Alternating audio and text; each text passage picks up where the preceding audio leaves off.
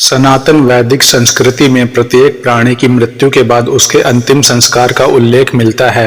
यह नियम प्रत्येक स्त्री तथा पुरुष दोनों के लिए समान है। परंतु जब किसी महिला की मृत्यु गर्भ सहित अर्थात गर्भावस्था में हो जाती है तो उनके अंतिम संस्कार की विधि सामान्य मृतक से अलग की जाती है।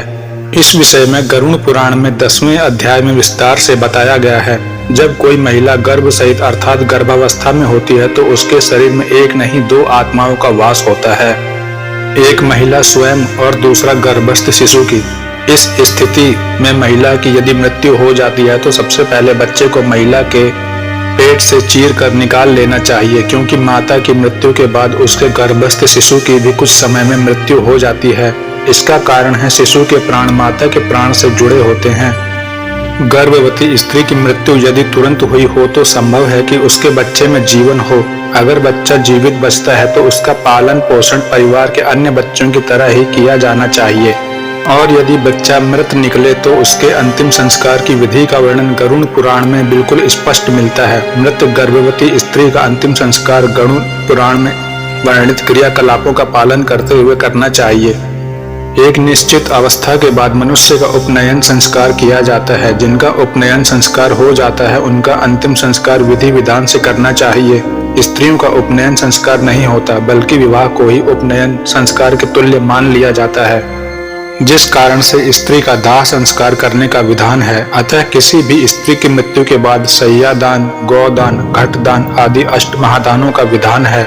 गरुड़ पुराण में यह भी बताया गया है, जब किसी गर्भवती महिला के पति की मृत्यु हो जाती है तो इस स्थिति में उसे संयम और धैर्य का परिचय देते हुए पति की चिता के साथ सती नहीं होना चाहिए, बल्कि बच्चे को जन्म देकर उसका पालन पोषण करना चाहिए।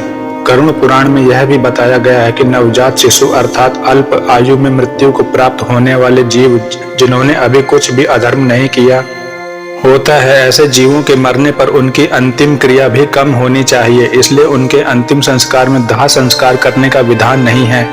उन्हें जमीन में गड्ढा खोदकर रीति रिवाजों के साथ दफनाने का विधान है। इसे भूमि संस्कार कहा जाता है। मृत शिशु अथवा बालक के मुंह में तुलसी के पत्ते और सोने या चांदी का कुछ अंश डाला जाता है। फिर स्नान कराकर उन्हें नए श्वेत वस्त्र पहनाए जाते हैं। फिर उचित स्थान पर दफना दिया जाता है। इस प्रकार की विधि गर्भस्थ शिशु से लेकर 8 वर्ष तक की अवस्था के बालकों की मृत्यु पर की जाती है। सनातन धर्म में 8 वर्ष की अवस्था के बाद उपनयन संस्कार किया जाता है। अतः इससे पहले मरने वाले जीवों को अग्नि संस्कार द्वारा शुद्ध होने की कोई आवश्यकता नहीं रहती।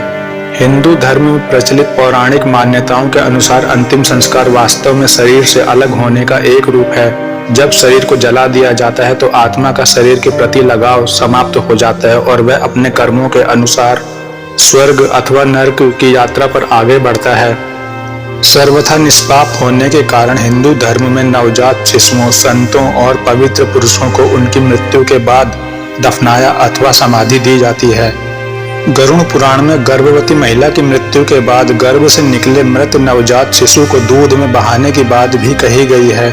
गरुड़ पुराण में गर्भ के नष्ट होने के कारण एक और तथ्य का वर्णन अलग से किया गया है, जिसके अनुसार गर्भ नष्ट होने पर कोई क्रिया तो नहीं की जाती, परंतु ऐसे शिशुओं की मृत्यु होने पर विशेष रूप से दूध का दान करना उचित माना गया है।